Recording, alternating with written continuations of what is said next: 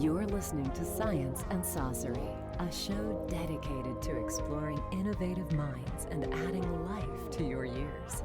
And now, your host, scientist Rick Cronice. Welcome. We're having a lot of fun today. We're going to be talking about flavor and taste. And though most people use those words interchangeably, it turns out they are very different. And hopefully today's guest will help us unpack some of this. Ali Bouzari is a really interesting man. He is a chef, but he also has a PhD in food biochemistry. And so it's a great combination because he understands the underlying science side of why food does what it does. And this was a big advantage for me when I went to culinary school as well. It was this idea that when you've studied chemistry, there's so much that is fundamentally there that you can tap into. For example, the reaction is behind the Maillard reaction was something I used on my master's research to tether polyethylene glycol and dextran to glass. It was a completely different utilization, but it's the same fundamental shift-based reaction that happens. So for those geeks out there that get that, it's there. But what's really neat about Ali is his way of redefining space. And while he still uses the dreaded protein, carbs, and fat word, he uses them probably in the most accurate way one could use them associated with food. His book, Ingredients, is something that if we don't get to talking about for sure, it's something to pick up because what he did is expand the idea of ingredients well past food stuff and well past biochemistry term, but even to include things like emulsification and heat capacity and carbonation and dissolution. And Ali has been featured in Forbes magazine and Zagat's 30 Under 30 list. He's a contributor to Popular Science, Eater, and Wired. He's been an expert on MBR. He's been on Iron Chef of America. He's really pioneered a whole new way of looking at food. And this book that I mentioned, Ingredients, Unveiling the Essential Elements of Food, won the 2007 IACP Award for Best Reference Book. And he also writes a monthly column for Housemaid for San Francisco Chronicle. So with that, I hope we have an amazing conversation and allow our science minds to clash. And hopefully we don't get too geeky for the audience. I've picked out some things that will be interesting to talk about. And when we're talking about flavor and taste, one of the things that I often tell the story is during my medically supervised water fasts, even this one for 14 or 24 days, I went to cooking classes along during that. And they were like, oh my gosh, isn't that torture? And the answer is no, it actually isn't, because as you will find, smelling is one element of taste. And when you're in this acute awareness that's going on during extended fasting periods, your sense of smell is so profound that when you smell the food cooking or smell it on the plate, it's almost as if you ate it. So I'd like to welcome Ali Bouzari. Ali, welcome to Science and Saucery. Thanks. It already feels good.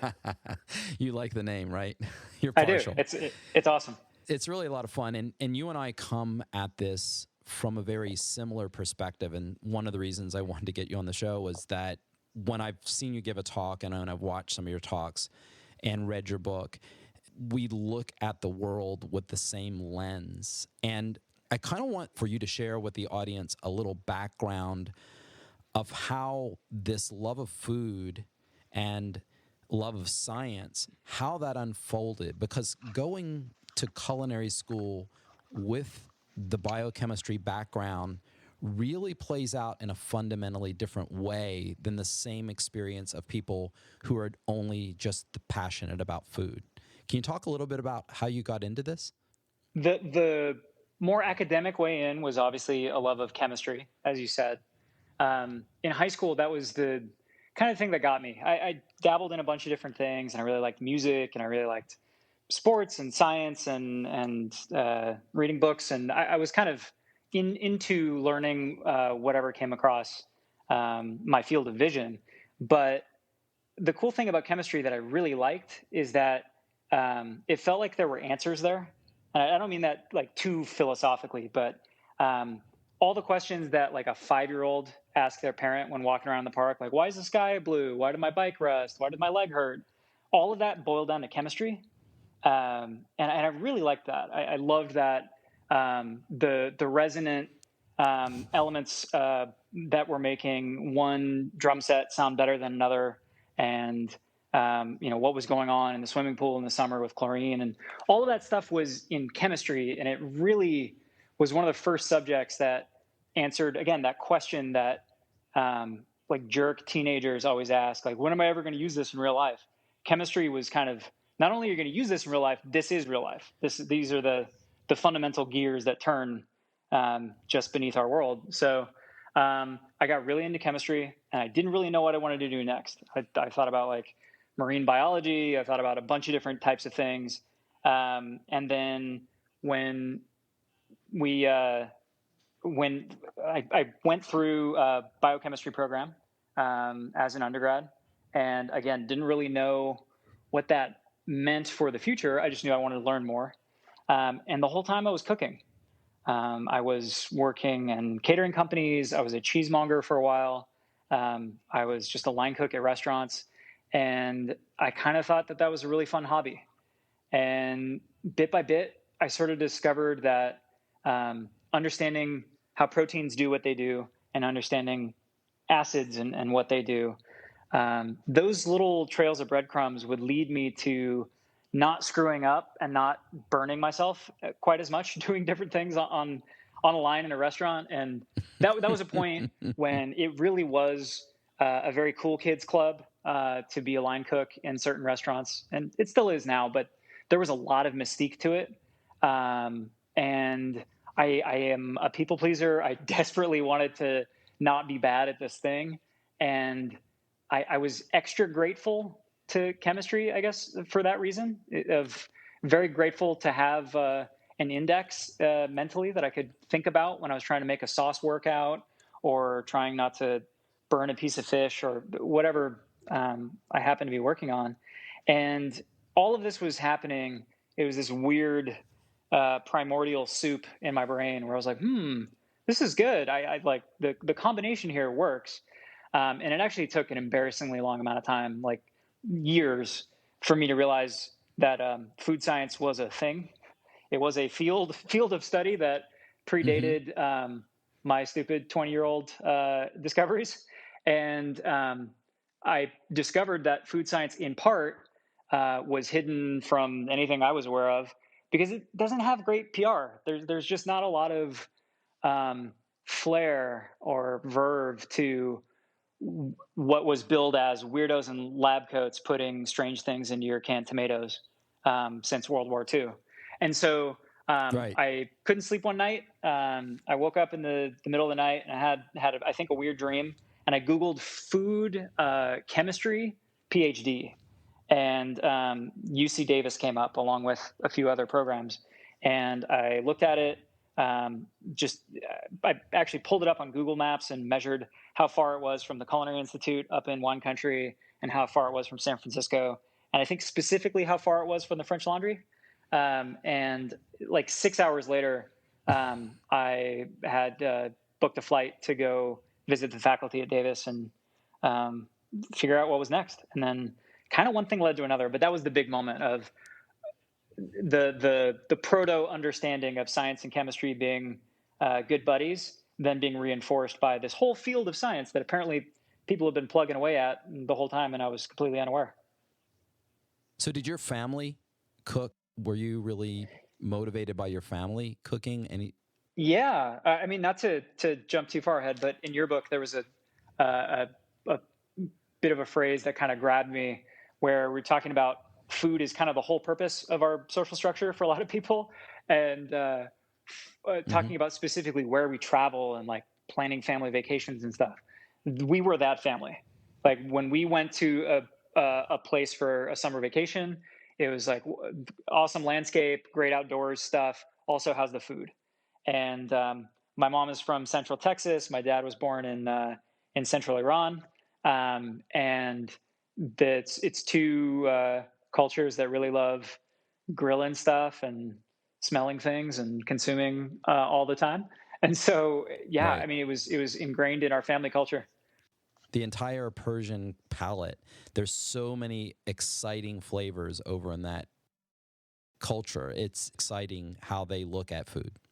It is one of those cultures, and there are a lot of them, but it is one of those cultures where just geographically, it has had a lot of crossroads exposure. So you get to have a lot of different stuff versus just one root and one tuber and one leaf, and that's all you get. There is a lot of influence from kind of everywhere because of trade. So yeah. To carry that point farther, I do a lot of work in Thailand, and one of the things when we look at is masamam curry being heavily influenced, again, by the trade, by people visiting from afar. Probably a lot of these pungent spices were meant to cover up some of the flavors or smells or whatever that you would get in not so fresh refrigerated flesh.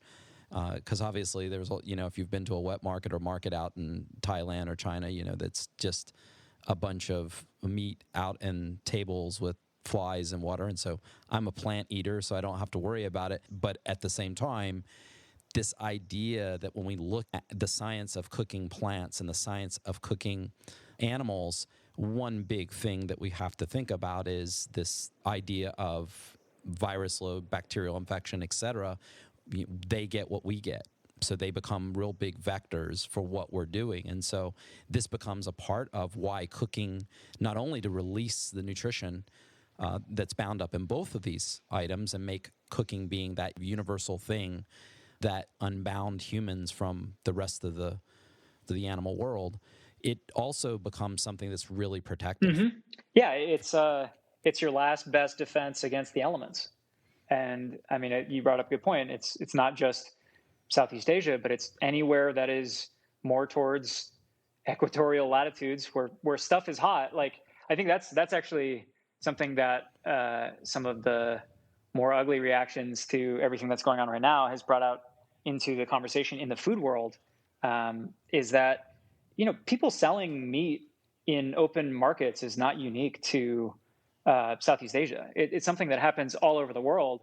It's just the further you get from the equator, you got built-in refrigeration, and a lot of times in Iceland and in northern Canada, where stuff is not just being sold in open air markets, it's being stored and aged, and it's a really interesting reminder that food is the ultimate thumbprint of humanity, and everything about your environment, your culture, your resources, your religion, your history of war or slavery or whatever, all of it's wrapped up in what you put in your mouth. And it's really cool and really sticky and really complicated in a lot of really fascinating ways.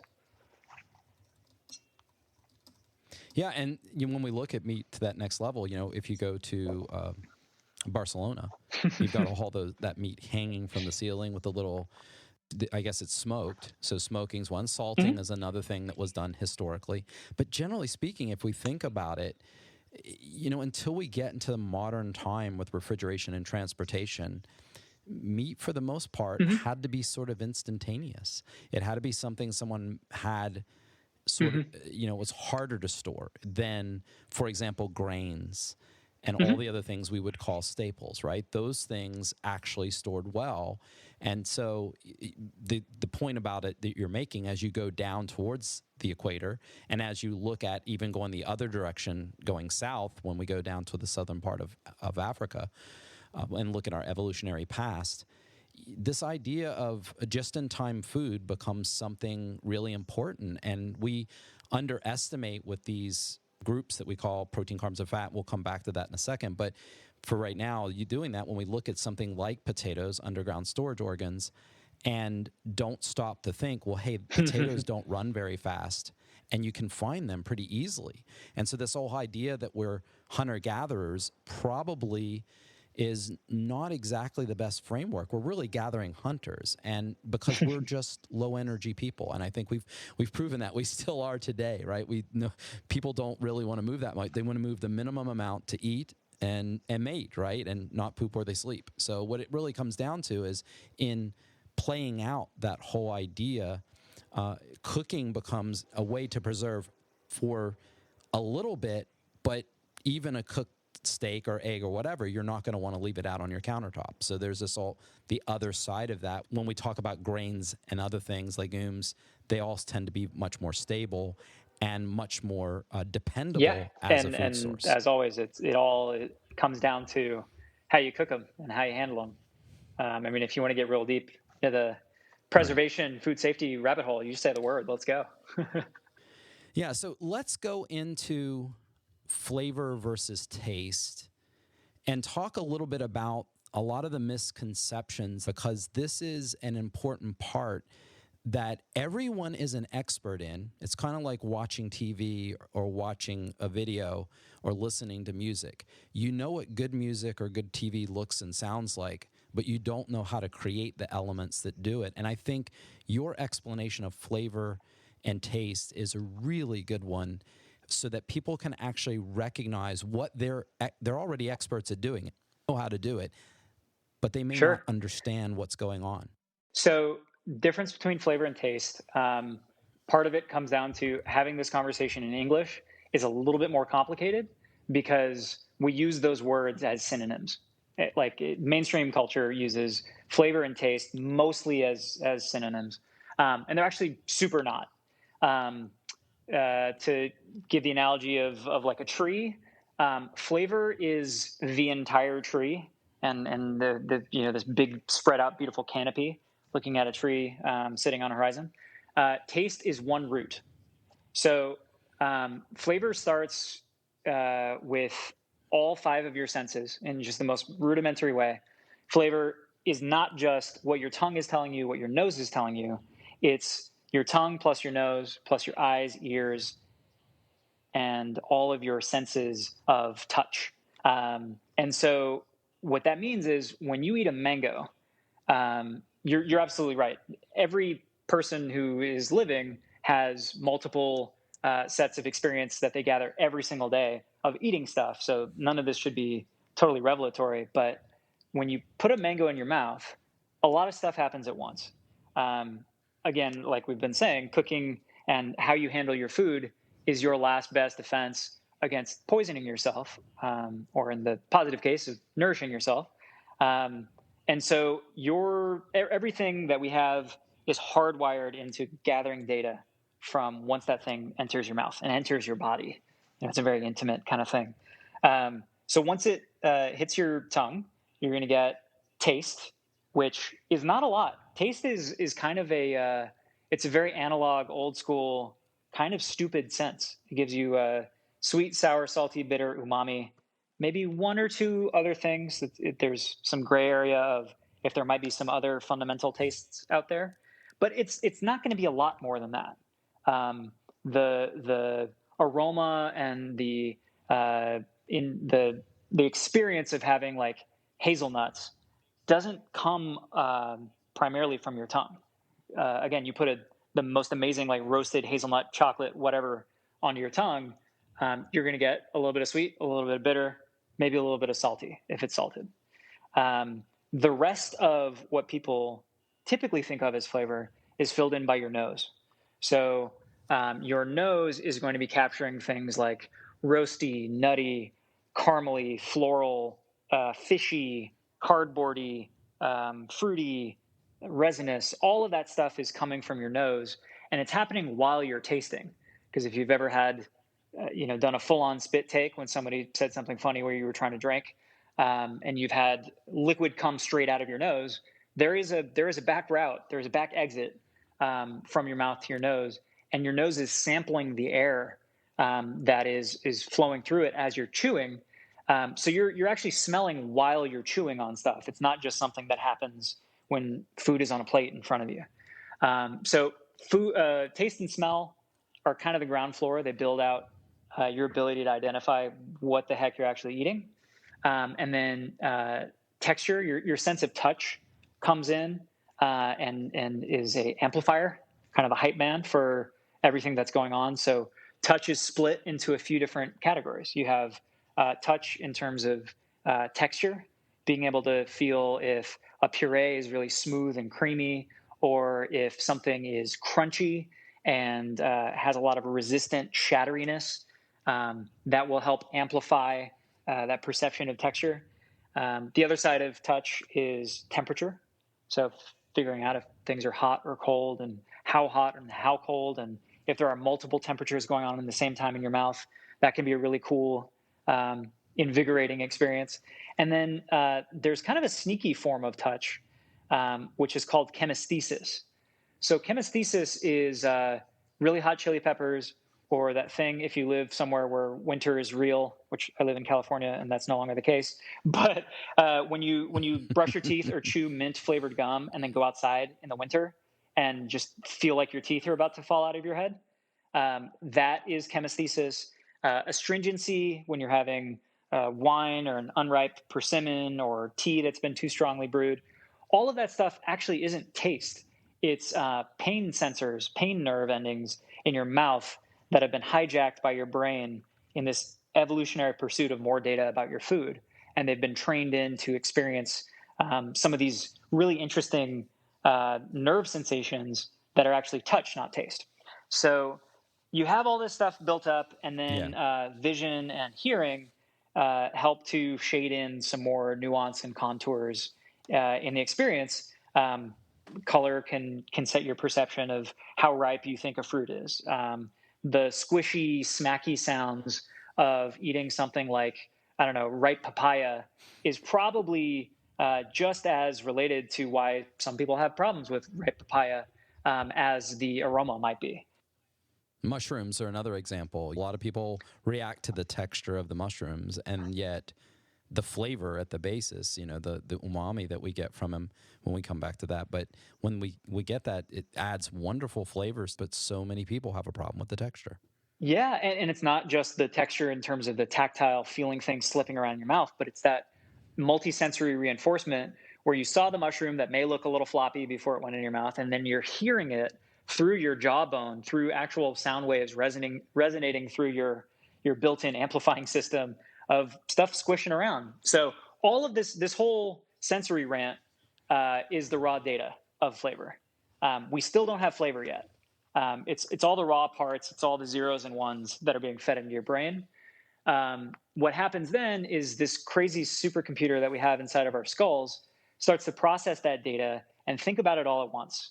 And it allows each of your senses to talk to each other. So if you have a piece of fruit that smells really floral and ripe, it's actually going to amplify your sensitivity to perceiving the sweetness, even with no added sugar. If you have a really smelly peach and a completely odorless peach, same sugar content, the really smelly one that smells ripe will feel sweeter to you because of how your senses can talk to each other. And then beyond just those pure sense-to-sense interactions, your body is filtering all of this data through all of your baggage. Arguably everything that's ever happened to you in your life, and especially how you're feeling right now. What kind of mood are you in? When was the last time you ate? What time of day is it? Are you a smoker? Are you out of breath? Are you in love? Are you seasick? Are you in Sacramento versus New Orleans? All of those things are going to alter either how your sensory machinery is gathering that data, or how the greater processing system is reckoning with it and dealing with all of your context and all of these extracurricular things that you're bringing to the table. Then once all of that has been processed, you have flavor.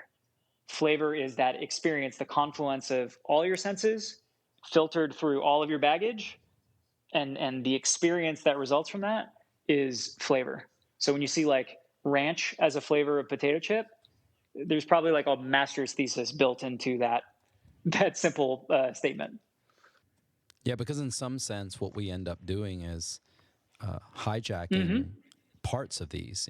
Penn Jillette writes in his book Presto, he talks about sugar, salt, and oil as being the three chords of rock and roll. And when he went to a whole food plant-based diet, it was more like jazz because there were so many complex flavors that, it's so easy to hit your taste buds or hit the flavor concept at the higher level with that mouthfeel and with that salty and with the sweet. And yet when you start going to things that aren't as adulterated, your brain ends up tasting and sensing things that are far more subtle. And it's really interesting to me how a chef can be simultaneously on both of those levels at the same time, being sort of the AC/DC Back in Black and then just some really great blues. They tend to be able to see through that overpowering, even though you and I both know there's certain things we can adulterate food with that's going to move them in a certain way, but it's kind of taking the easy way out, if that makes sense.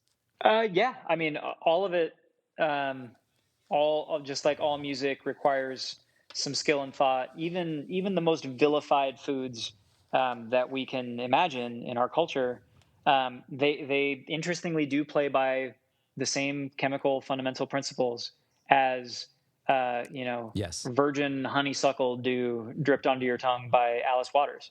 Like it all. Yeah. See, now that was a visual right there. It all comes from the same place, and I think that's always something really interesting to talk about. Especially when I started working with chefs, consulting with them, there was a lot of people who were like, "Nah, I don't really cook science food. Thanks, but no thanks." And I would have to stop them and say, "No, we're not talking about like using a centrifuge to make consomme, and we're not talking about stuff that levitates in front of the diner. Like roasting a carrot is about as complex science as it gets in food, and there's a lot of power in that of mastering the universe and being able to decide what you focus your sorcery on." So let's pivot from there and go into your ultimate update status concept. Can you talk a little bit about that? I found that just to be a very different way to look at it than I'd ever seen before. Fun. Okay, great. So the flavor as ultimate status update that you're referring to came from a TEDx conference that I went to in Iran, which was a real trip. It was the first time I've been to Iran. It was on Quiche, which is this little island, sort of like Iran's Puerto Rico. There's some loose affiliation there. It's easier to travel to and from. But they had this beautiful conference, and one of the things that I mean, anybody who's ever watched a TED Talk knows that there's kind of a ambiance to the way you're supposed to let your thoughts wander as you propose your point. Mm-hmm. One of the ideas was, okay, this base idea of how flavor works that we just talked about, of senses plus emotions and history and condition. What do you stretch that out into, and what could that mean for understanding people and the human experience, to put it as philosophically as possible? And the idea was, okay, let's say that you have a bite of an apple. So for you to experience the flavor of that apple, all your senses are going to be feeding you information. Your condition and your memories and prejudices and all of that stuff are going to tell you like, oh man, it's a red, delicious apple. For me personally, a red, delicious apple carries a lot of emotional weight because it was like the thing that looked like the Looney Tunes apple. It looked like a cartoon, like archetypal, perfect ideal of an apple. And then you try it and it's just like mealy and has no like bright acidity. And it's just always disappointing. It's totally like the last resort airport apple for me. I agree. So like clearly I have a lot of thoughts on a red delicious apple. What if there was a way, and this was the very TED Talk hand wavy part, where I was like, what if there was a way with big data, which is still, I'm not a computer scientist, so I'm just going to say words without really understanding what they mean. What if there was a way with really smart people with computers who could plug in so much information about your life, and try to figure out if they're going to be able to anticipate how you're going to perceive the flavor of a thing? Because that's something that still chefs and big food companies alike struggle with. Not everybody's going to like everything because some people just hate peas. And then what if we flip that idea inside out? It becomes even more interesting. What if you could Rorschach ink blot test an apple and taste it and describe or relate your experience in some way that reveals a lot about where you've been, what you've done, how you're feeling, all of this stuff, basically tapping into those veins of information and history that are wrapped up every time you eat an apple. I guess another way to say it would be, what if every time you eat an apple, all of the cascading echoes through your history of having ever eaten an apple came back up in some way? And if you could like echolocate into yourself based on what you thought the flavor of that apple was. Yeah, we'll use Elon Musk's Neuralink. That's the place where you need to go, because you could take all of those thoughts and use Neuralink. And the question is, could you selectively program in a favorite food, or even something that perhaps is disgusting under normal circumstances, and program in? I mean, we have examples even like with durian, right? It's a really disgusting smell, but it's a absolutely amazing flavor. And you take then something like steamed crabs from Maryland, and where I grew up, and who would eat a crab? It's the ugliest looking, like, why would you do that? And yet there are all these memories showing back in there. So what you're saying to me makes, perfect sense. How could you sort of reverse engineer that decision process?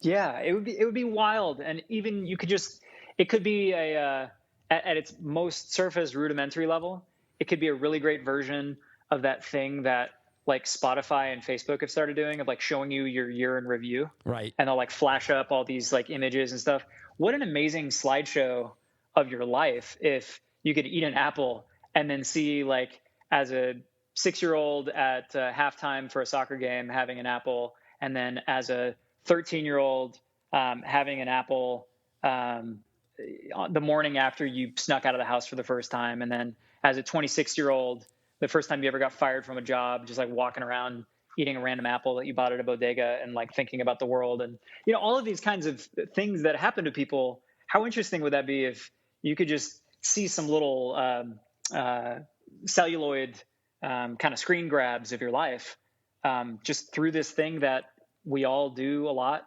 typically pretty mindlessly. Yeah. And something occurred to me when you were saying this. Did you grow up speaking Farsi? Actually, so Farsi was my first language. Forgot most of it watching cartoons when I was like 5 or 6, and then slowly learned it back as a kid. And then my mom, to complicate matters more, my mom was fluent in Spanish. She's just a linguist and really enjoys stuff. And she used to teach Spanish in a high school. And so she and I would speak Spanish together. I ended up living in Spain for a while. And then our family together could use Farsi as like a code language. When, I don't know, we were like buying a car at a dealership, and my mom and dad wanted to like haggle and had a strategy that they wanted to coordinate. So we had like different levels of language silos that we would hang out in. Yeah, the reason why I ask is, the idea of someone who is very bilingual.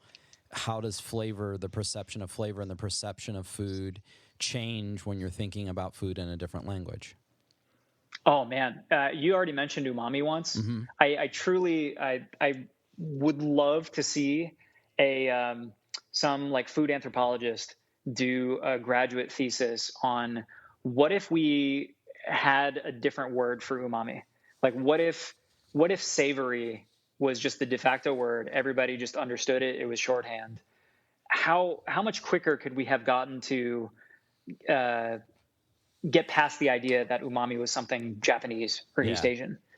Like just the fact that we have sweet, sour, salty, bitter, and umami in the English language is just wild. Like, what does that do to people's brains when they're having conversations about, how to eat and what to eat and how things taste, when one fundamental, universal, completely non-Japanese, non-North American, non-African, completely person agnostic, basic piece of our biology has a name from a specific origin. Right. It's really fascinating, and I wonder what it could do. So yeah, I mean, if you spin it up from there, if you're bilingual and you have different names for stuff, maybe, I mean, the word eggplant always grossed me out when I was a kid.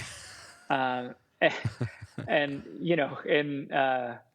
in what other ways could those cues have gone differently? Yeah, well, I'm going to tell you, you get the best quote ever in food, and Okay. and that is gravity's not British, umami's not Japanese, Japan is just the dope studio where umami dropped its first mixtape.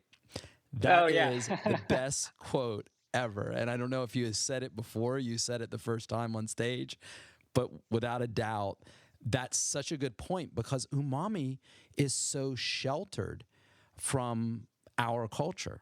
It's everywhere, obviously. It's there in broths and everything, but there is this air of Japan hangs over it, and it's really crazy to me that you don't grow up with more perception of that one, yet sweet, salt, sour, bitter, those kinds you really do get hit sort of, right between the eyes with. Mm-hmm. Yeah. And I don't know, that may have been the first time I said that at that conference, but I have said gravity's not British a lot since then as just a shorthand. Like it's equally preposterous, right, to think that gravity is British or certain types of astronomy are Italian.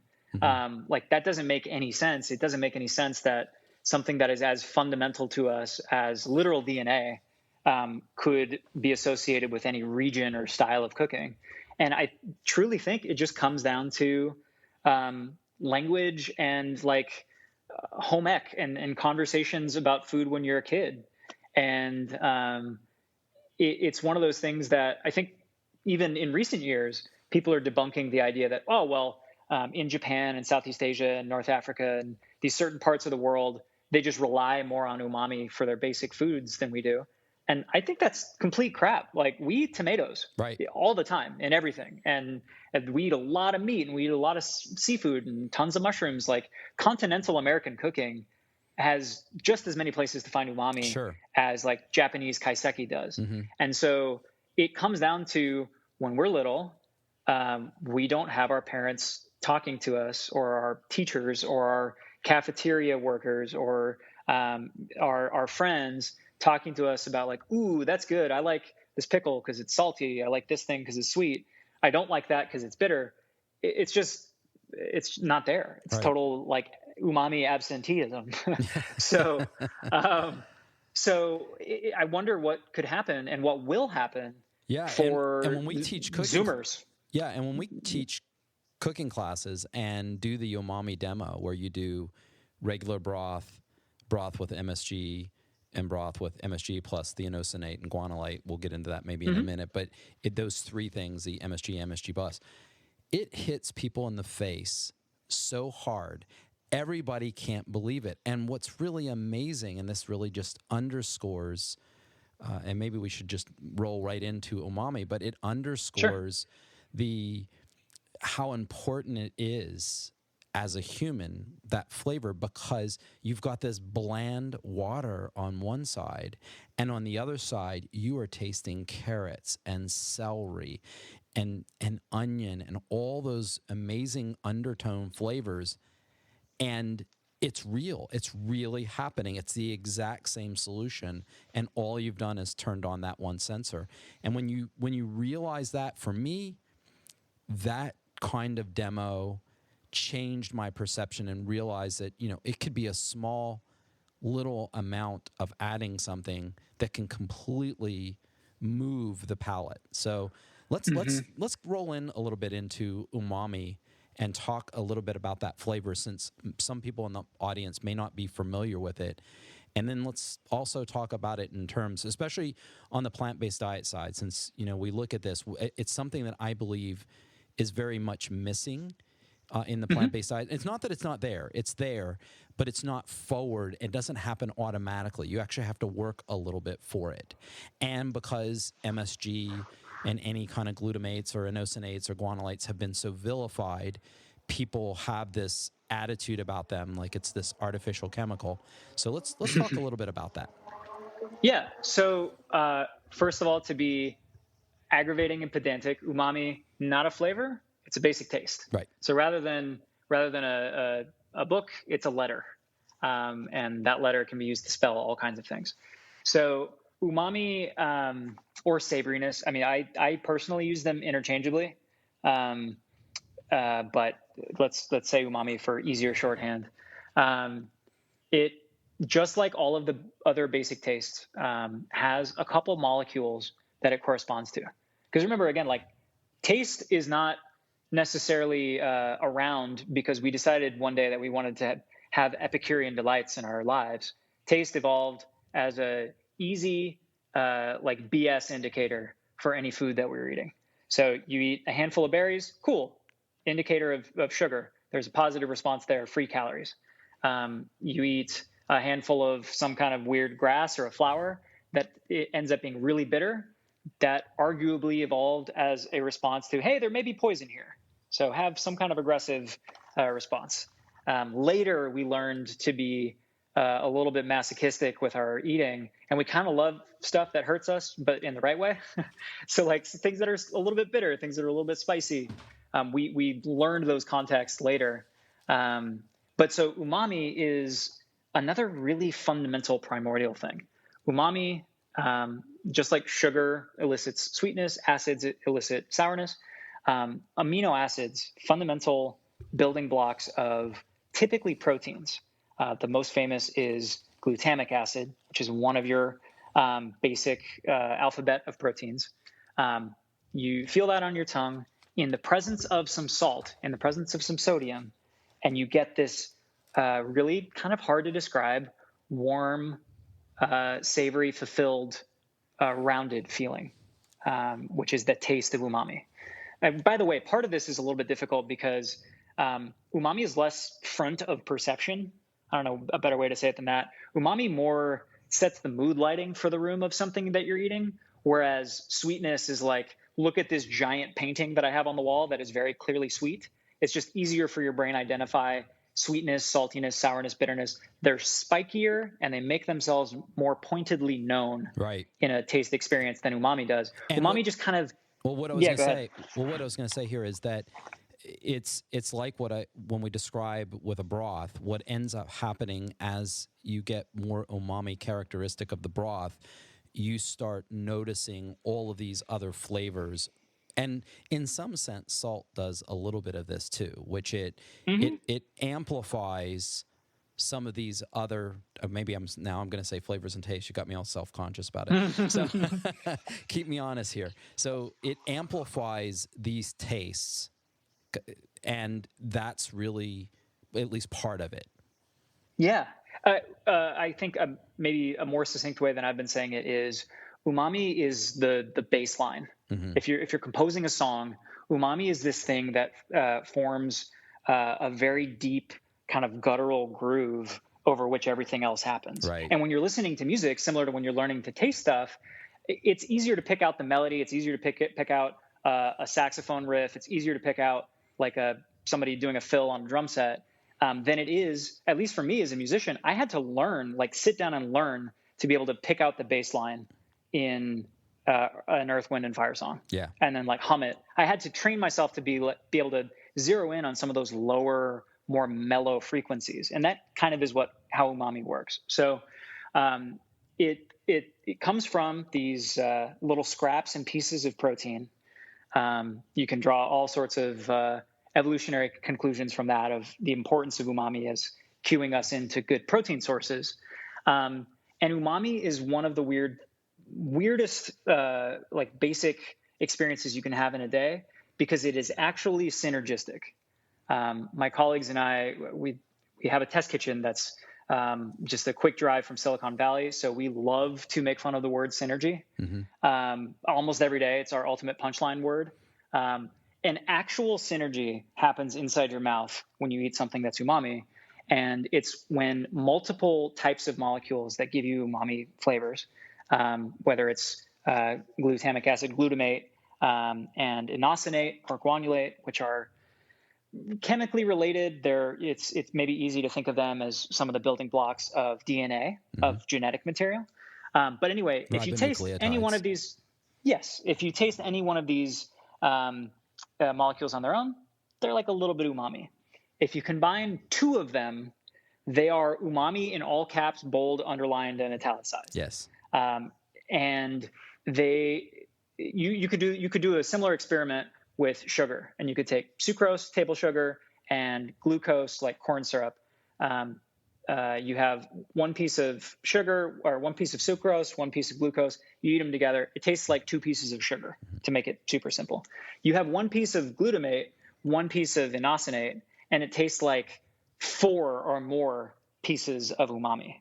And I mean, it really is, it's the Beatles scenario. John, Paul, George, and Ringo were all pretty great by themselves, but when you combine them in the right levels, they literally had to stop playing music because it became a public hazard that people loved it so much. It was so amazing. So umami is this kind of thing that plays in the background, but it can escalate really quickly. And exactly like you said, it's a flavor enhancer. I mean, just imagine how much better you and all the furniture in a room look when the lighting is right. Yeah.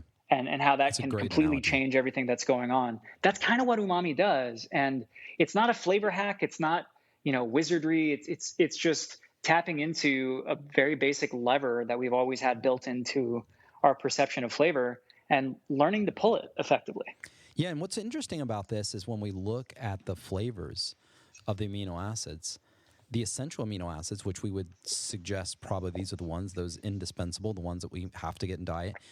One would imagine that those would be the desirables. And interestingly, most of those are bitter.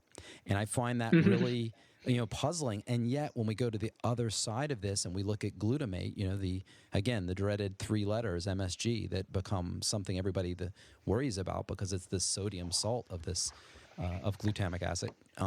The bottom line here is that this is a free amino acid. We see it in lots of places in nature. Breast milk, or you mentioned tomatoes. The difference between the tomato that you get on the store and the actual really ripe one. My friend Guido always jokes. He said we should all boycott tomato buying for 2 weeks and let them all get ripe in the store, and then we all go back to shopping again because they always deliver tomatoes before you'd actually want to eat them. And so the whole sun-dried tomato or tomato paste, that flavor, and that's what I tell most people, if you can imagine just taking the spoon and the tomato paste, that just the way your mouth feels, the way that flavor comes around, it's there.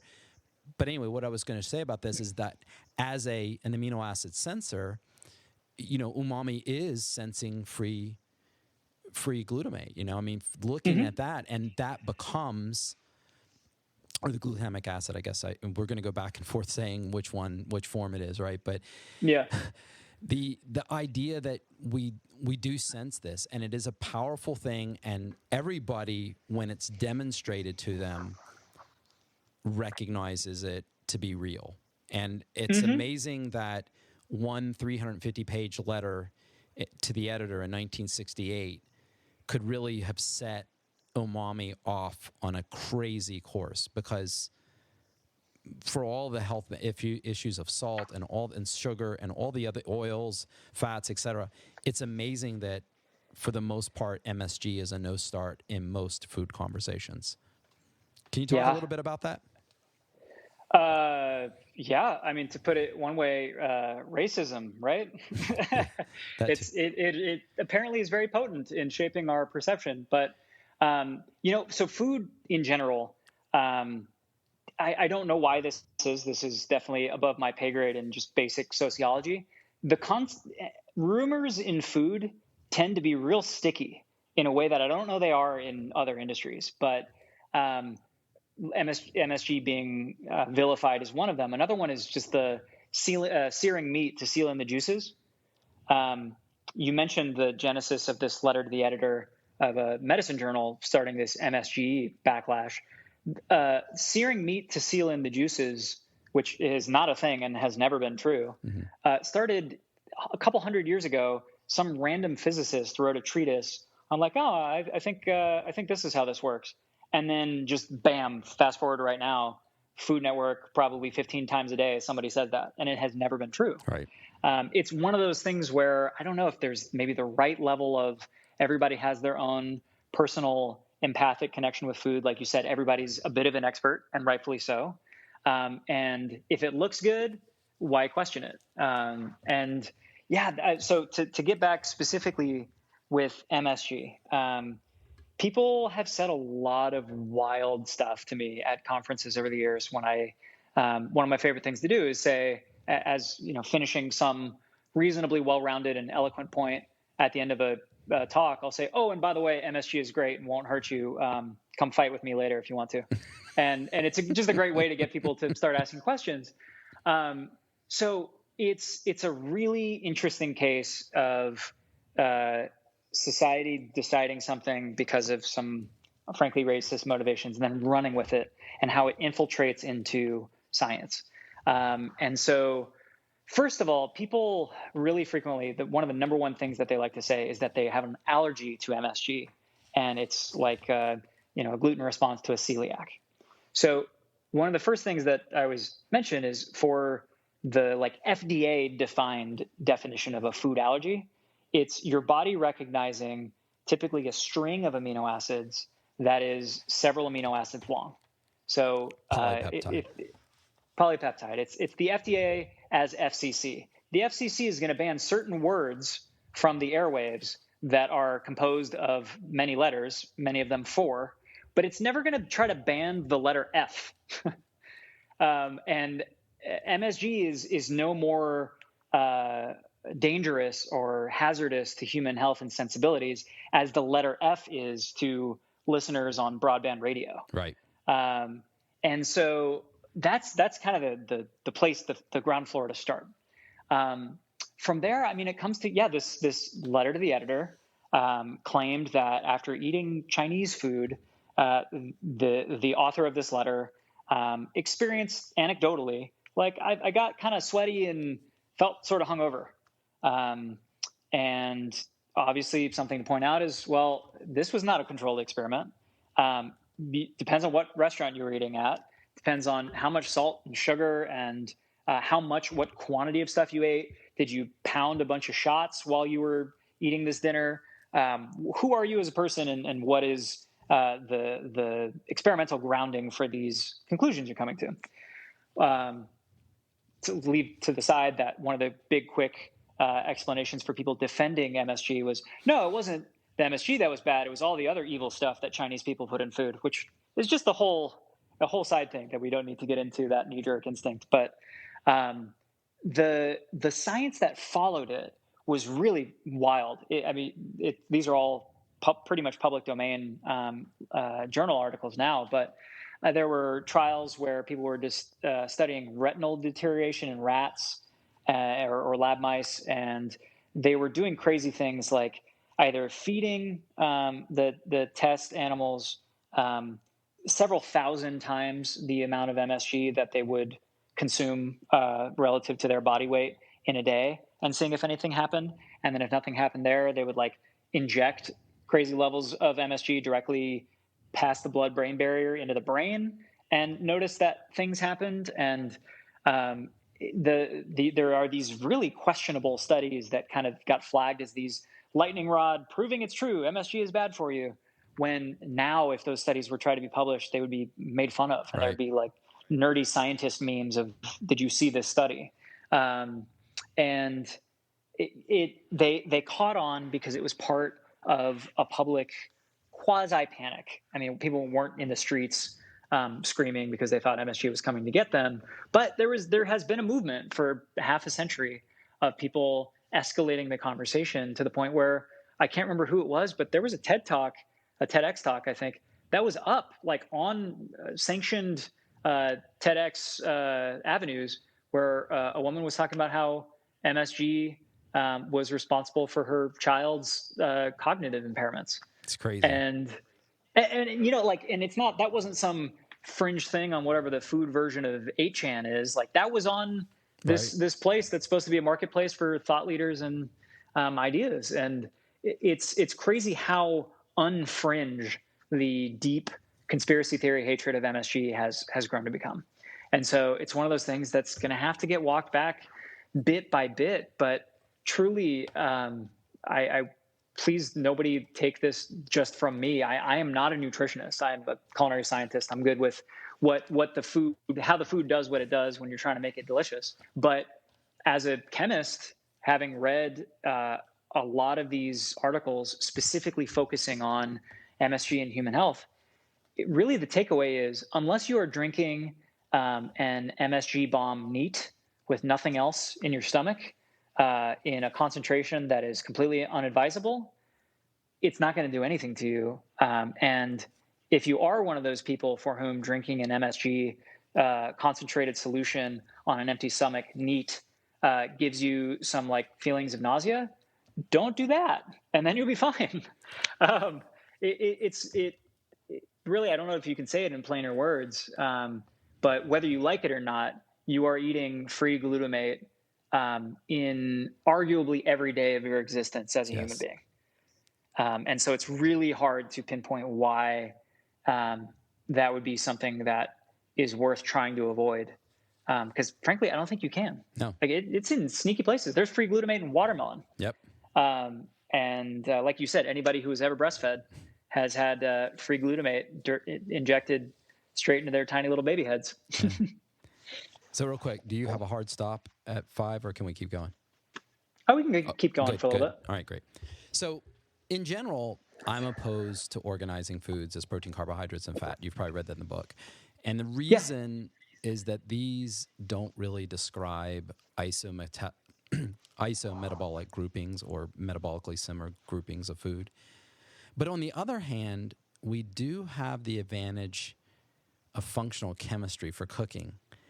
And I think in this context, even though my audience knows that I'm always stopping people on proteins and carbs and all that when they're talking about foods, like let's get down to the basics, it turns out that we can take, for example, advantage of that reducing end of that sugar, and we can that the carboxylic acid groups and the the amines, and when we talk about that lone pair of electrons, things that are bringing something up in your brain and my brain, or if I talk about the hydrophilicity of lipids, this means something to us. And what I really found fascinating about your book, Ingredients, and I think everybody should get this book, is how you took the macronutrients and broke them down as proteins, lipids, and carbohydrates, but associated them with processes. And so I thought I'd go through a couple of these and just have you respond to them, because it really gives it a new kind of meaning. And while I still will never give in on calling meat protein or beans protein or whatever, I just refuse to do that. And I think as soon as we give that up, we'll understand how food works a lot more. Our food triangle, I think, is a way better mnemonic for organizing food in terms of energy density and healthiness, et cetera. But so we talk about proteins, and you talk about your words that you listed were unfold, fold, coagulate, dissolve, emulsify, brown, enzymes, and breakdown, which was umami. Let's talk about some of those words about how proteins in the food, and then there's tens of thousands of them in every plant and animal cell, how these things come apart and do what they're doing to give us all of those wonderful components of flavor and taste. Yeah. I think you put it very beautifully. The idea of the book and the idea of the way that I like to look at food is, what are the fundamental building blocks that I can play with in order to cook food and make it do what I want to do? I mean that from the experience, from making it have the texture I want, making it look like I want it to, make good food, basically, with understanding the building blocks that make it do what it does. And I am with you. I would love for people to stop calling steak, tofu, and eggs proteins. Because the reality is, if you want to dive into that, tofu contains proteins. It also contains carbs. It has starch and fibers and all kinds of carbohydrates. It also contains fat. Soybeans naturally have a lot of fat. It also naturally contains minerals. It naturally contains water. Tofu naturally contains gases that give it the lighter, springier, airier texture that it has. And all of those things are the actual true ingredients. So the idea of the book being called Ingredient is we're going to redefine that word. Yes. And when you're thinking of cooking with a tomato or a tortilla or a piece of halibut, the actual ingredients that you are cooking with are the water in the tomato, the acid in the tomato, the minerals in the tomato, the proteins in the halibut, the proteins in the tomato as well. Like all of these The things glutamate. contain We just got multitudes. finished talking about the Yes. glutamate. That amino acid is Yeah. so critical to tomato flavor. And tomatoes become one of those really interesting things that most cooks know, that in a can or after they've been cooked, way better flavor than just always getting some off the store shelf that looks like it's organic, local, fresh. I mean, you can get really good reproducibility when you use canned tomatoes. It's not a bad Hmm. thing. Yeah. And the idea was every cookbook thus far has been, um, here's a bunch of steps that you follow with a bunch of different ingredients. This is what comes out. This book was meant to explain why all of that worked, and hopefully, therefore, how to take better control of it for yourself. If you want to make an ingredient substitution, how to know what's going to work and what's probably not. If you have a recipe that you just can't get right, how to troubleshoot it.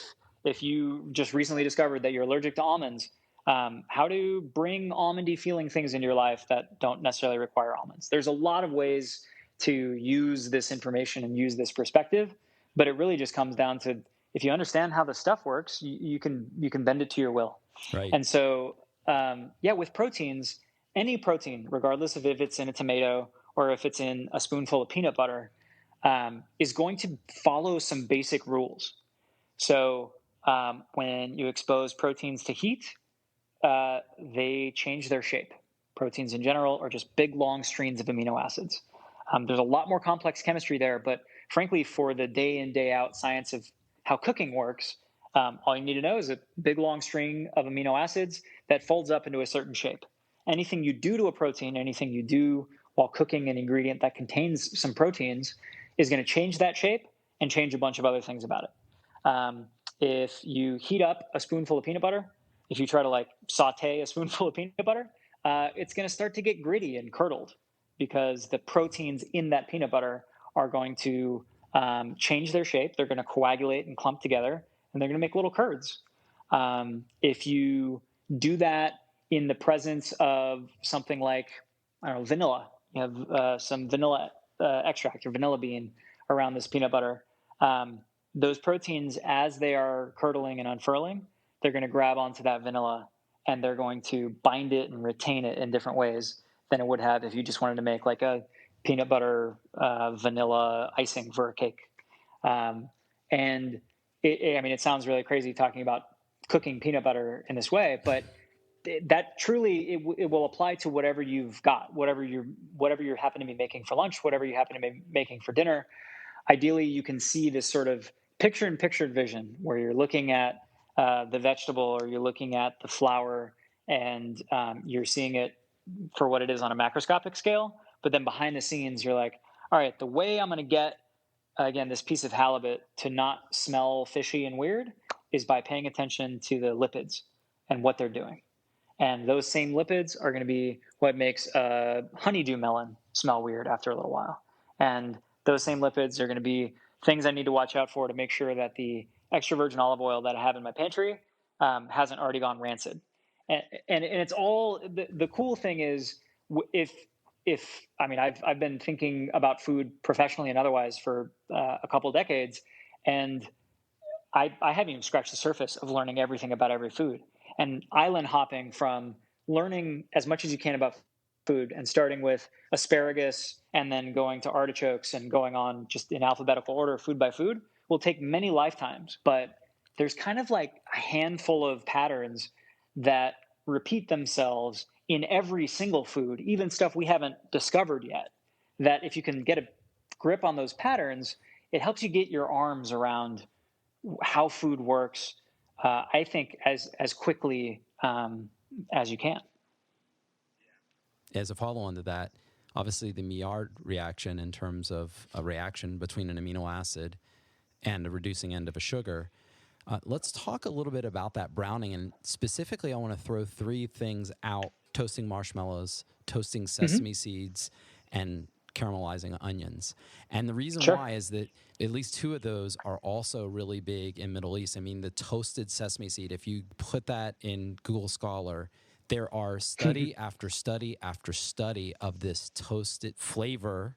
I guess it's a flavor, right? But this toasted sesame seed, and it makes a huge difference in cooking. Most people, I would say, have never toasted sesame seeds. We have all of our clients do it in the recipes as they're moving along through it, because a freshly toasted sesame seed is unlike anything you're going to buy that's already been toasted. And it's so what's going on in the three of those things as we toast marshmallows, we toast sesame seeds, and we toast onions?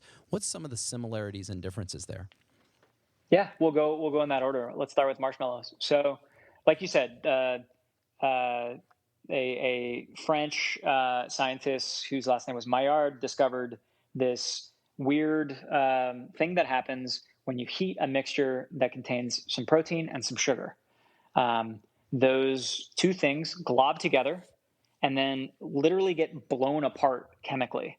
In the book, we visualize it with sort of what looks like fireworks. Yeah, I love that. And it truly is. I mean, you imagine like a little sphere of firework, and then it being blown apart into all these different little glowing particles, and every little color and every little shape corresponds to a different taste or a different smell or even a different color in what your food is. So this happens either with sugars by themselves, which is caramelization. So pot of sugar getting heated up on the stovetop, it goes from white and literally one note, it is just sweet, to it browns, it gets darker, and then you get this kaleidoscopic series of experiences coming out of it where there's a bunch of different aromas that can be buttery, fishy, nutty, resinous, toasty, burnt, smoky, and then there's all these different tastes of, you get not just sweet now, but some bitter, and weirdly, sometimes caramel can turn sour.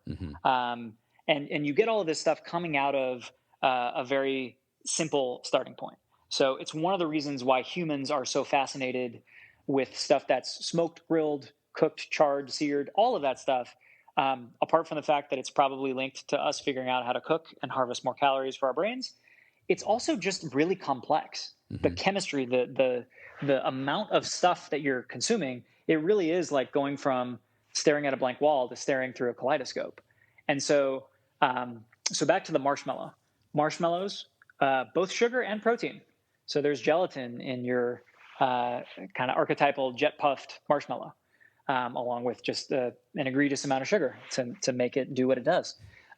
You stick that over a heat source, and those proteins and sugars are going to glom together and then start to decompose. If you do it right and you do it well, you get really interesting phases of marshmallows. Like that is something that could truly be a really fun thing to do camping, is like create a spectrum of marshmallows, right, where you have one that's just barely toasted until it starts to turn golden, one that's like the color of an oak table, one that's just a little bit charred, and then one that's completely almost inedibly carbonized and black. Right. And without even tasting them, just smelling each of them, you're like, oh my God, this is just literally just powdered sugar and gelatin put over a fire. You're going to get like a Rosetta Stone of flavor knowledge coming out of that. If we put in there the experience side too, when we talk about what you were talking about flavor being all these things, think about the outside being crispy and not burning it, and think about the inside being warm and just a little bit too hot when you bite into it, and think about that sweet and then all those complex flavors. A perfectly toasted marshmallow, it is very complicated, and yet it's just sugar. Like, it's just, there's nothing there. With a little bit of gelatin, like not even that much. Yeah, just a little bit. And that's why I put that as a first example, is that basic one reaction ends up going in all these different directions and makes a huge difference. Yep. And again, it's 2020. We should talk about vegan marshmallows and be inclusive in our discussion. A vegan marshmallow that is gelled with something like agar. Agar seaweed extract is a carbohydrate. So unlike gelatin, it's not a protein. Right. I bet you it is going to brown slower and differently than a marshmallow made with gelatin because it doesn't have that protein component to help fill in some of the, I don't know, like when James Bond mixed the two parts of the plastic explosive together to blow open the side of the enemy lab. Right. It doesn't have that other reactive component to help the Maillard browning proceed in quite the same way. But if you made a vegan marshmallow using aquafaba, because the internet is full of that kind of recipe right now, Right. Aquafaba, bean juice, carries a mixture of proteins and carbs, among other things. So there will be some protein in there, and you'll get something that may brown a little bit more true to the history. It will. You can do it with the meringues. You can get a little brown. They collapse very easily, so they don't have as much structure, but you absolutely can get some of that caramelization with the meringues. You can certainly get the look of it. I don't know that it fully, to me, replaces what a true meringue is going to feel like, again, texture, right? But it's the same chemistry going on.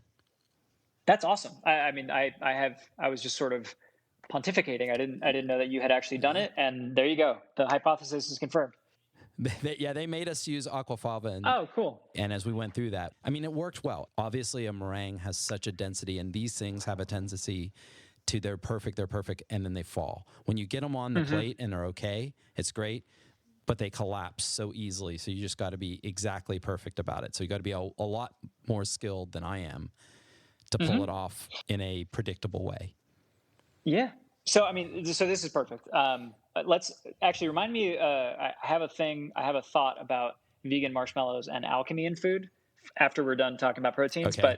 But let's do sesame. So, toasting sesame seeds, same thing. Again, though it may not seem like it, there's some trace amounts of sugar, some trace amounts of protein in a sesame seed that, when exposed to heat in the correct way, with enough heat and for long enough, will start to break and shatter and explode apart and create this supernova of different tastes and aromas.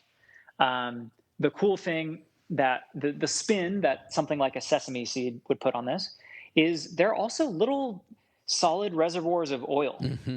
Sesame seeds have a lot of lipids. Yes. And one of the cool things about that is anybody who has ever smelled a caramel knows that there's some like nutty, fatty aromas that are coming off of caramel as it's being made. And there are some nutty, fatty aroma molecules that are developed when you're breaking proteins and sugars down. And the cool thing about sesame seeds is those nutty, fatty molecules typically will just want to escape out into the air and float away. But they love to live in oil. Chemically, they are hydrophobic. They're lipophilic. They love fat. They hate water. And sesame seeds have like a built-in catcher's mitt ready to snatch them up, those aromas, as soon as they're made. So you have these like sesame seed little mini flavor reactors, right, that as it's like churning out these little bits and pieces of aroma and also retaining them really well versus something that was leaner and didn't have those natural oils. And so you get something that like you said it perfectly, really well toasted sesame seeds can taste startlingly loud. Yes. Like something that's so small and seems so uninteresting, they can kind of take over your whole nose, especially if you like get a rancid one. I don't know if you ever had like one rancid, like I'm saying like a single rancid sesame seed on like an everything bagel. Yes. Can pollute the entire bagel with cardboard aroma. Yeah. And it's awesome. It's the interesting tie between marshmallows and toasting sesame seeds. If you've toasted sesame seeds in a dry pan, and that's how you typically do, and you watch them and they're getting shiny, they're getting gold, burn. It's the same thing as marshmallows. You got to stop it at the right place. And one of the tricks that we teach in terms about hummus is if you want to make your hummus pop better than anything in the world, all you got to do is take a tablespoon of sesame seeds, toast them, get them to the perfect toast, blend them up, and then drop them into the hummus, and it will add a flavor that everyone will notice. How did you get your hummus to taste like this? And it doesn't matter how much tahini you put in there. The tahini is important, obviously, in some regard, but it's not that tahini that gives it that same pop as just taking even garbanzo beans and just adding toasted sesame seeds as a powder, freshly toasted, just when they've just come out of the pan. Incredible different flavor in those two things. And massively different. I just love the idea that so many, when we talk about toasted sesame seed oil in Chinese cooking and other cooking, sesame oil in general, because it has those really strong, loud flavors even there, right? I don't use oil in cooking mostly. I use it in a culinary sense, so I add it as a flavoring. Its overall components, its mouthfeel at the very end, oil adds at the end because it coats everything, hits the tongue first. You get full hit of that mouthfeel without all the extra calories and all the other extra issues that come along with all the refined ingredients. But getting back to these sesame seeds, it's an unbelievable flavor. Just toasted sesame seeds and chives and a little soy sauce on a sweet potato. 3 simple ingredients, absolutely an amazing flavor. Totally. I love it. And yeah, it all boils down to sugar and protein decomposing and making cool aromas, amplified through a bullhorn of a little bit of oil. And that's kind of what a toasted sesame seed is. Yeah, so then let's move on to an onion. Yeah, onion. So the marshmallow is a great example because it's as pure of a expression of sugar plus protein as you can get. The sesame seeds are great because what if some sugar and protein repeated that pattern, but in the presence of a bunch of oil? Onions are, what if sugar and protein, what are they going to do when confronted with a bunch of water? And that's the main thing that comes down to browning onions. So onions, I think the word sweet onion is part of the lexicon. So I think people intuitively understand that onions have some sugar. Right. Onions also have some protein. That thing that happens when you cut an onion and it attacks your nose and eyes with chemical warfare. Lacrimation. The thing that is causing all of that lacrimator effect is an enzyme. There's an enzyme that you woke up, you poked the beast, and now it's wandering around inside those cut open cells, launching chemical missiles at your brain. So those enzymes are a form of protein. And when those enzymes hit a pan with some heat, they're going to start to do the protein and sugar thing that we've now already seen in 2 other examples. And the big thing with quote unquote caramelized onions, which if we are keeping it 100 is actually Maillard browned onions. But yeah, when you brown onions, the thing in every recipe is like, now put the onions in the pan, get things started, and pour yourself a refreshing drink because it's going to be about 20 minutes until browning starts. The reason that is not because of anything wrong with the protein and sugar in onions, but because there's a bunch of water. Onions are just watery bags of inflated cells that are full of water. And for the reaction to happen, 2 things have to happen. The water is diluting all of the fuel for the fire, so to speak. So once that water boils off through slow cooking, the proteins and sugars become a little more nestled together, a little more concentrated, and ready to start the crazy fiery disco of browning. Also, water has a unique trick where it sets a threshold, it sets a ceiling on how hot your food can get. So if you're transferring heat from a burner into your pan, the pan transfers heat from the pan into your food.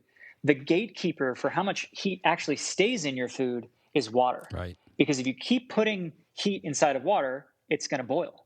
And as the water inside of an onion boils and leaves the onion, it's taking a lot of that heat with it. So for a while you're getting rid of this water, you have to kind of sit on this thermal treadmill and wait for enough of that water to leave so that there's nothing else to like parachute your heat away from you. And you finally are able to raise the temperature of those onions.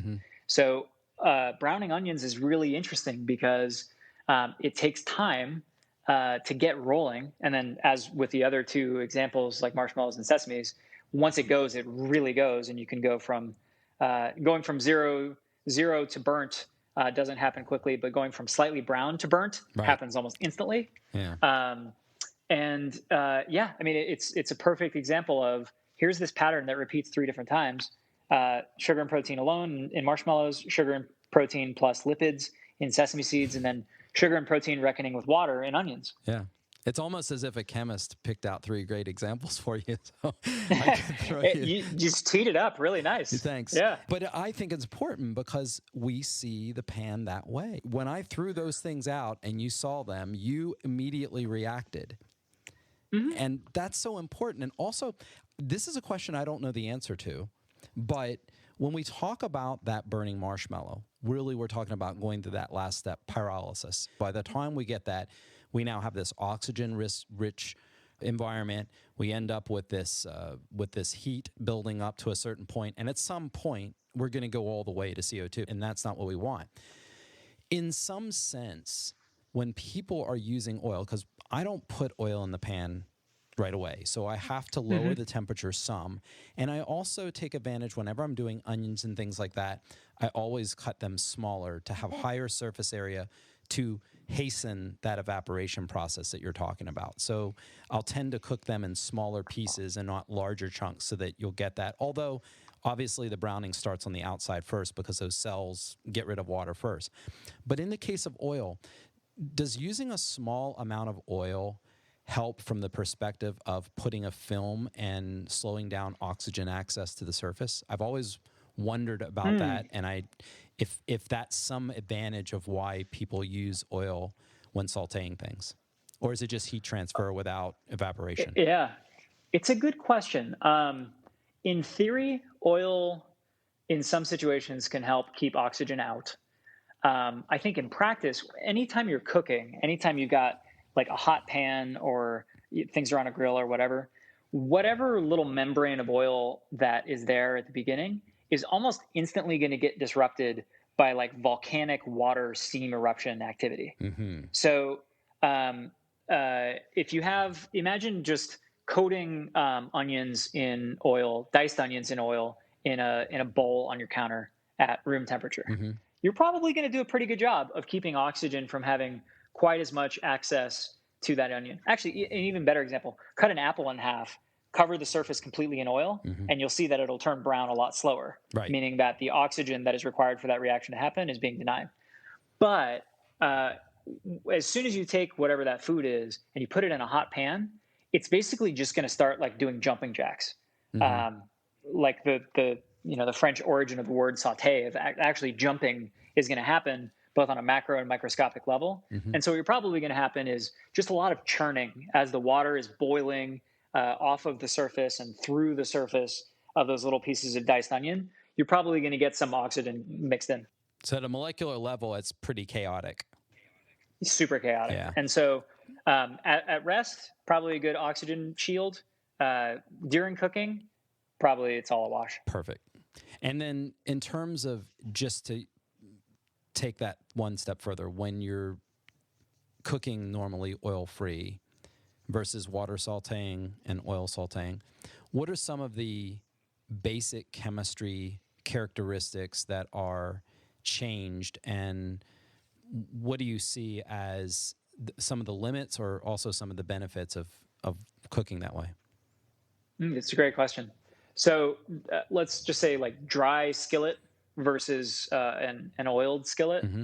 For me, the number one factor, there's a couple others, but the number one factor is physics rather than chemistry. It's just heat transfer. And it is amazing how the either having hot spots in the case of a dry skillet, or eliminating those hot spots and having a little bit more even homogeneous heat transfer with oil.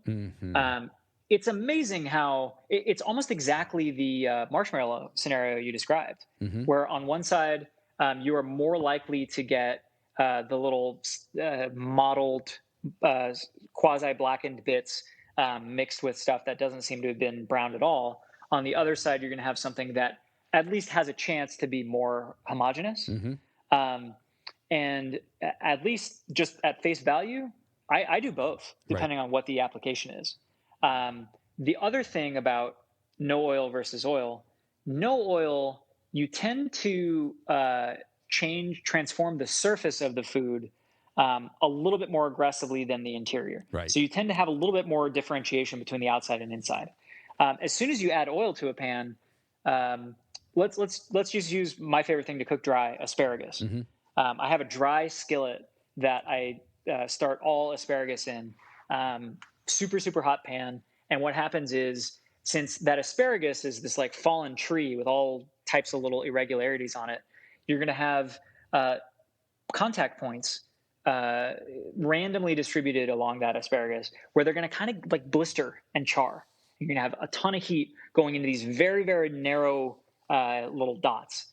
But those little hot spots aren't necessarily going to funnel a ton of heat across the entire surface of the asparagus. That's then going to start to work its way inwards and cook the asparagus. So if you do that same thing now with some oil in the pan, you're not going to get those little hot, black, nutty tasting or nutty smelling blistered spots. You're going to get something that's a little bit more evenly cooked. But interestingly, the asparagus in an oiled pan is going to wilt. It's going to become soft and less crunchy much quicker. And so there's, again, not necessarily good or bad. Those are just both depending on what you're looking for. But for me, I love to get asparagus like blistered and blackened on the outside and just starting to soften. Right. So they got to have that crunch. And that's another example where the tactile side makes all the difference in the world. You get soggy asparagus. I mean, it still tastes like asparagus. You still get asparagus pea. You know, everybody's happy. But it's, at least those of us that can smell it. But the other side of this is that you're missing that texture. And asparagus is so much better when it has just that right amount of crunch. Agreed. Yeah. So you told me to bring you back to vegan marshmallow, and then I have one more place to go from there that'll probably relate to that. So let's go back to vegan marshmallow. So my colleagues and I mentioned this, we have a R&D company, and we work with restaurants and food companies and whoever on developing new food products. And so we get this really weird anecdotal view of trends as they rise and fall in restaurants, packaged foods, and just kind of the basic food world. The trend that has only risen and has not fallen since we started doing this is the pursuit of alchemy in food. And I don't know that we're ever going to shake it, but it is the notion of getting a flavor experience out of completely different sets of ingredients. That the flavor experience is the same, but the ingredients are completely different. So that can take a bunch of forms. It can be, I want a really amazing gluten-free cookie. I want a plant-based chicken nugget. I want a pasta bolognese with no added MSG.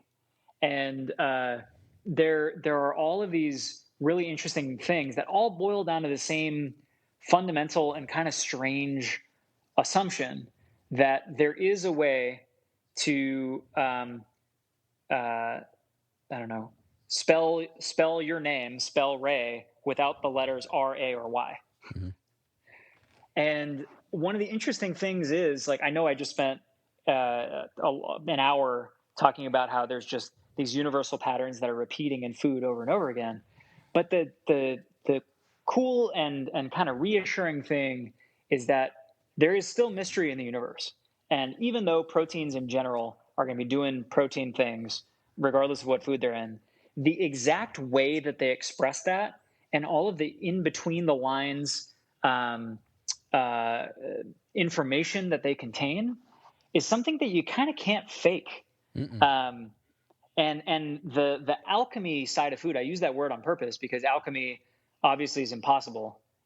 Using, I mean, anything short of like having a personal active sun that you can throw things into and pull things out of. Any earthbound alchemy of trying to turn other stuff into gold, it was a really incredible era where an entire field of study was dedicated to something that was impossible, but that didn't stop more people from trying. And that's kind of an interesting thing about food right now is making even something as simple as a vegan marshmallow. The second that you pull gelatin out, you are pulling out the setting of the stage in so many nuanced and random, chaotic ways that I don't know that we'll ever have the computing power to be able to analyze exactly what changes.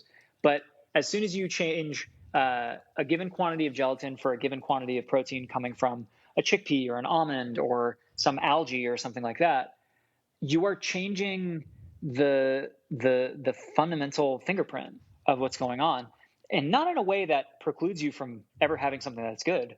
Like making a great vegan marshmallow is totally a possibility, and I'm sure there are great products out there. It's just making something that is not just great and enjoyable on its own right, but is an exact note for note replica of the like jet puffed experience that you had Right. as a kid camping and eating the boiled bones of animals. um, that truly is a level of alchemy that I think captures the word alchemy, where it's likely impossible, which is just kind of cool to think about it. As smart as we think we are, and as much as we think we know about how the fundamental nature of food works, it's a biological thing, and biology is messy and doesn't really have right angles, Right. and it doesn't accept substitutions with as much fidelity as we want it to. Yeah, and this is so important because I have this recipe. So for about last 8 or 9 years of coaching hundreds of people through weight loss, and one of the recipes has this sauce on it. And for the longest time, it was called a cheese sauce because it's kind of yellow, it's kind of creamy, right? And it goes on broccoli. But what was really interesting is everyone universally hated it when I called it cheese sauce. I mean, I'm just saying, they say, I made this, I don't know what that is, I'm not making it again. I changed the name to garlic sauce, and it became everybody's favorite recipe.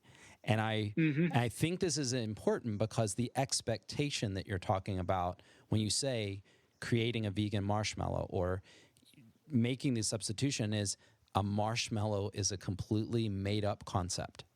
It doesn't exist in the universe. We created it. We decided to put a name on it, and then we've hung all of these experiences, lifelong, lizard brain loaded experiences with this thing called toasting a marshmallow. It's a part of being a child and being an adult all along. And what's so amazing is that when you just change that experience, and this goes back to where we started with this, which is why I loved your perspective on all of this, of just how important and how much data we are getting in the world through food, and that all food is habit. So that's what we tell our clients: until the new diet is equally convenient and familiar and enjoyable to the one that caused the problem, you don't have a choice, because one or more of those will dominate your plate. And this is an example of it, even with all the science, because you have this expectation. Now, if you took a vegan marshmallow and if the other one didn't exist for a person, you could create a whole set of experiences there that would probably be just as enjoyable and reverse the whole situation. Does that make sense? That how it's Yeah. it's both a finite concept, but at the same time, it's also almost infinitely complex with all of these societal cues that sit down on top of it. That's a perfect way to describe it. It is a finite thing. It's a marshmallow. There's a recipe for it. You can describe it, you can weigh it, you can touch it. It's also infinite because the flavor of a marshmallow, to call back to all of that, is that finite thing plugged into the infinite amount of variability in human experiences, in our memories of it, and our interactions with it, our feelings towards it, that make it so that my job is always going to be interesting and maybe aggravatingly never as easy as I want it to be. Yeah. Well, I definitely, at some point, I want to definitely come out and work with you guys, because this is something that now I've lit a fire under my own brain, and I've wanted to try to create all these experiences in a way where they can overlap. And I'm going to use the word in the real way, synergistically with HealthSpan, not in the Silicon Valley way. But so this last question is simple on one side, and then I'm sure you'll probably have the better answer on the backside, which is let's talk about the perfect froth in a cappuccino with dairy milk, and then let's also discuss why and what we can do to have nut milks and other non-dairy milks froth and foam in the same way. What's the secret there? There's one with heat and gas and denatured proteins, I'm sure, and sugars and lipids. So what is the perfect cappuccino? Well, so that itself is a really loaded question, because that's another thing we haven't even talked about. The notion of a perfect X, I think, is kind of a fallacy. Like, for my uncle, the perfect steak is a really lean, really gristly steak cooked until it's like the color of mahogany all the way through. You ask like somebody who runs a steakhouse, and they'll say, "Oh, it's somewhere right between medium rare and rare, and it's got to have these char marks and all that stuff." Like, sure, but I don't know if there is one single perfect pinnacle of steakness or one single perfect cappuccino. I will tell you, I have very strong, very deeply strong personal preferences for cappuccinos with what they call like a wet foam. Yeah. Where really small bubbles, not a lot of volume, because it's just like creamy. Right. Cappuccino foam basically goes from really dense liquid all the way to something that is as light and undense as a cloud. I like cappuccino foam where it's almost indistinguishable from the viscosity of the coffee below. Mm-hmm. It just feels creamier than the amount of milk that's in there. Because cappuccino is a great question, because I think a latte is too much milk. It just feels too decadent for me. Yeah, I picked it for a reason.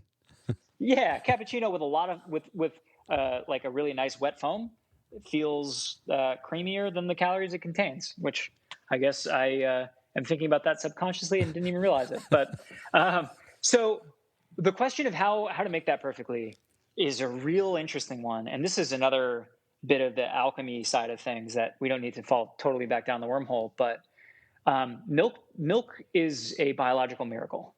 The way that milk works is it's a bunch of water with some sugars and some dissolved minerals and things like that.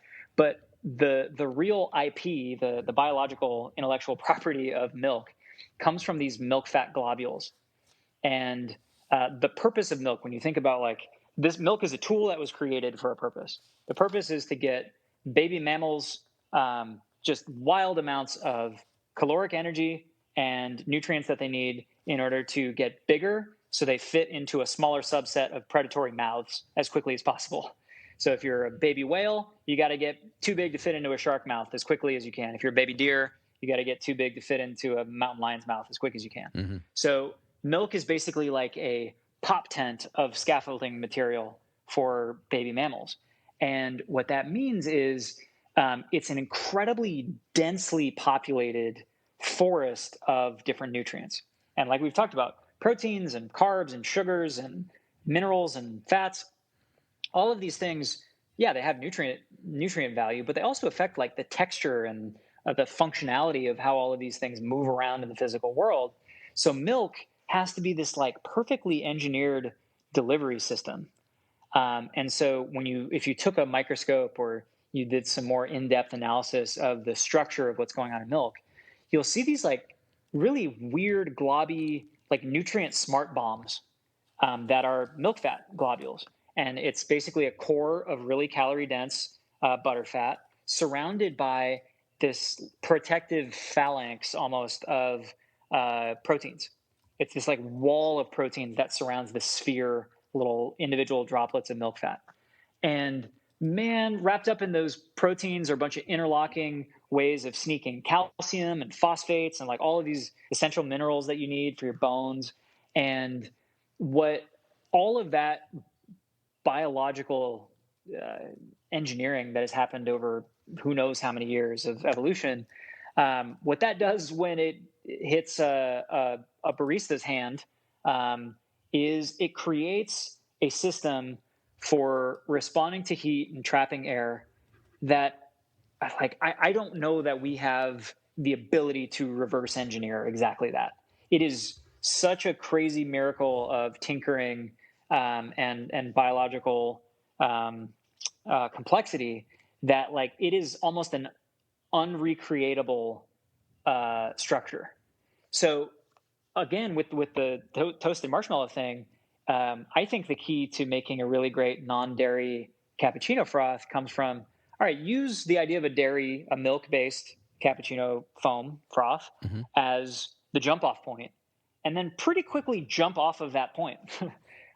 Don't stay too tethered to what it would feel like, what it would look like if it was based on milk, because as soon as you jump off the ledge, you're not going back up. It's kind of like the garlic sauce and the cheese sauce. It's the same thing. It's exactly the garlic sauce and the cheese sauce.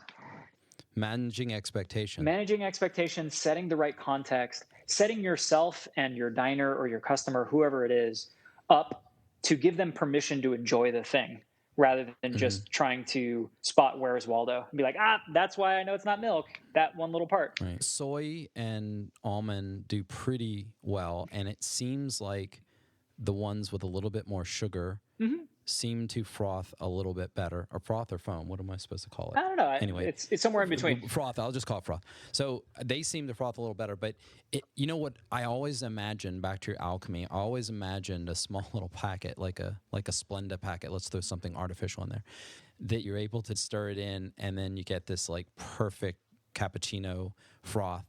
And I just wondered what was the role of lipids versus the proteins versus the sugars.